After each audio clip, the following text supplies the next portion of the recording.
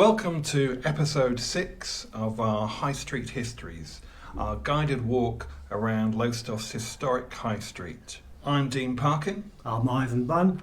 And where are we in this episode, Ivan? Basically a third of the way down the High Street. And We're looking south here. We're going down the hill. We're going down what passes for a hill in Lowestoft.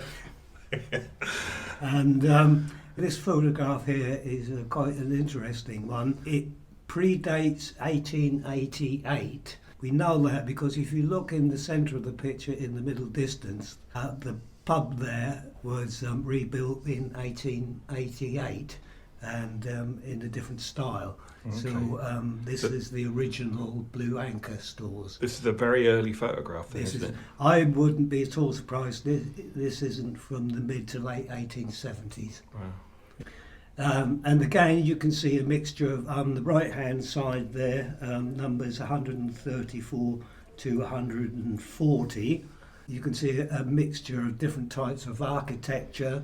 One of the properties in amongst the shops is still a private house. It's not a shop. It hasn't been adapted to a shop.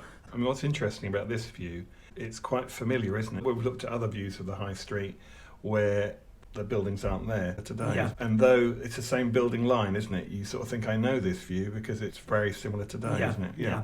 The other fascinating thing about it, and one of the reasons I picked this picture, is the shop fronts are being protected from the strong sunlight by awnings.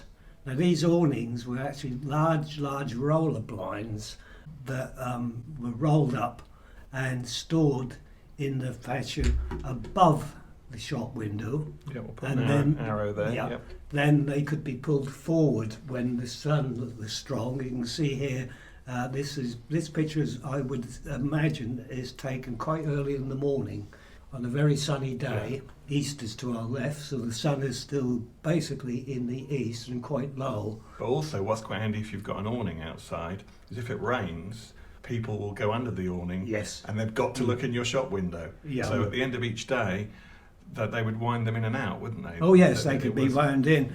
So we've got 1, 2, 3 here. You can see these are all protecting their goods from the strong sunlight. I'm not sure if this gentleman in this shop is trying to put his up or whether he's had a problem.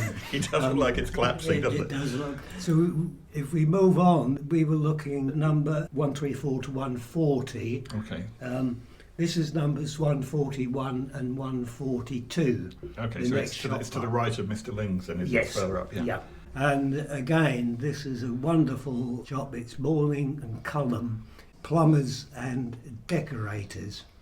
A plumber wasn't necessarily somebody who just put in pipes back in the day. Plumbers was just a catch-all term for general stores, really, including plumbers could plumb in lead windows. Okay. Yeah. All right.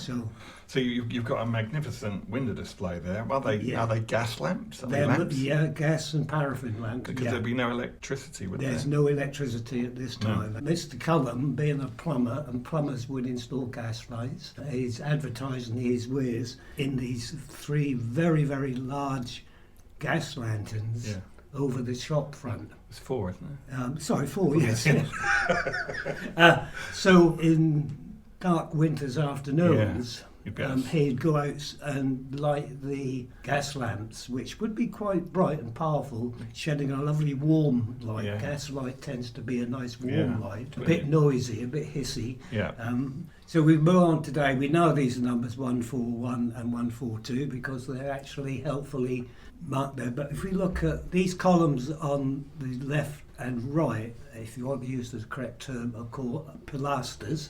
And at the top of each one, sometimes you have to look for clues when you're looking at more recent photographs. A shot might change so much you think, well, surely this isn't the same place. But if we look here at the top of these pilasters here, these 2 horizontal lines with 2 little balls in the middle, we've got the same on the other side. If we come to a much later, probably a 1970s photograph of that same shop, it looks completely different. Yeah. It's difficult to think that's the same one. But again, if you look at the pilaster, There you can see the two horizontal lines, yes, yeah. and you can just about pick them up on the other end as well. So Yeah. although the shop front has changed beyond recognition, we still know it is the same property. The fancy gas lights have gone. Yeah, but Haley's was a sort of decorator's shop, wasn't it? You could go and buy things for the home. Yeah, it would be in many ways selling comparable items that Morning Cullen was selling way back in the day. And Haley's had another shop, didn't they, down in London Road South as well? So they were quite a big store in the town, weren't they? Yeah. Okay, so this is the view of the other side of the road. Yeah, that's right. So we're standing outside 141, 142, and we've turned around and we're looking across the road to number 62, the High Street. It was Barclays Bank, as you can see. It's quite an interesting building because when Barclays took over, and until 1895, there was no Barclays Bank in Lowestoft. This was Gurney's Bank, from a Norwich banking company. They were taken over by Barclays in 1895. So this frontage would be put in at that time of the takeover.